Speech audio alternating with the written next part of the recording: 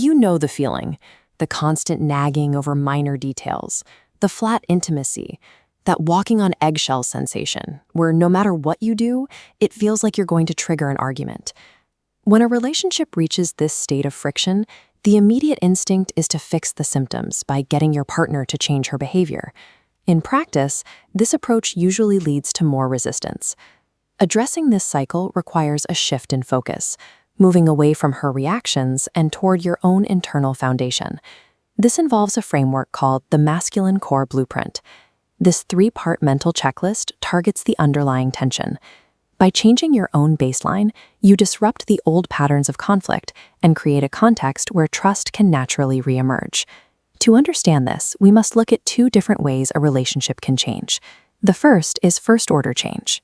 This is attempting to get another person to do something differently, like asking her to be less critical, in the hope that it will make you feel better.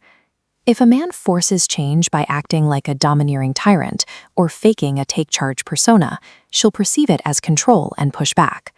Second-order change works differently. Instead of targeting her behaviors, you focus on shifting the relationship's underlying dynamic by consciously changing how you show up.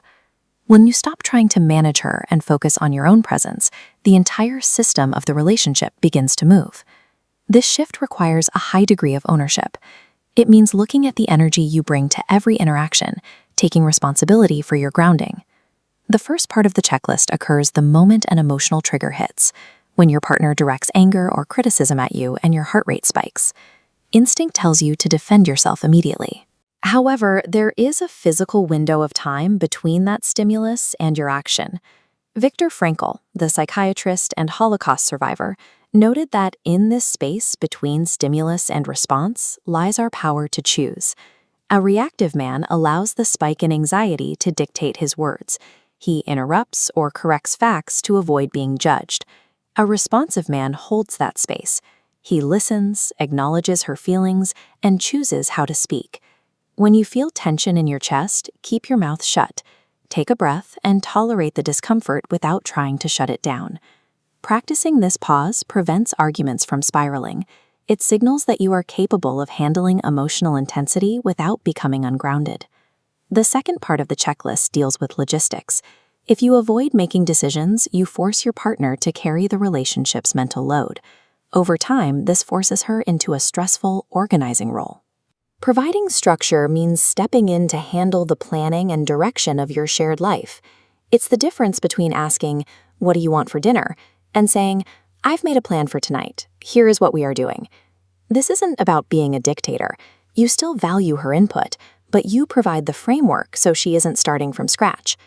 If she is naturally more organized, you can still lead by offering your support and follow-through. Leadership, in this context, is about ensuring the task gets handled rather than ignoring it. When you provide structure, she can drop the burden of being the primary organizer and can relax out of that masculine role. The final element is creating safety. This is most relevant when your partner is experiencing a chaotic mood or an emotional storm. In these moments, many men feel the urge to withdraw, retreating into their phones or leaving the room to escape the pressure.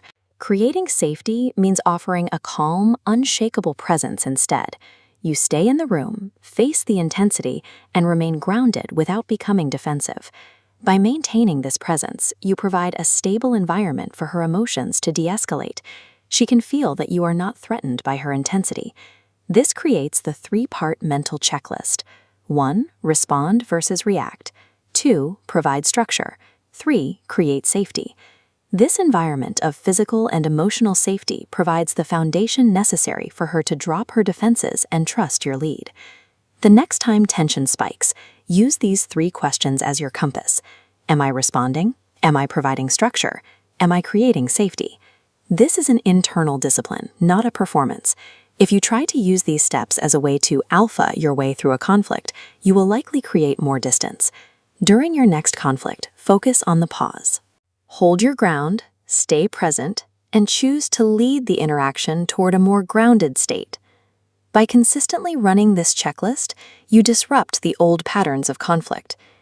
As the environment becomes more stable and predictable, the friction often subsides, making room for a more open and connected relationship.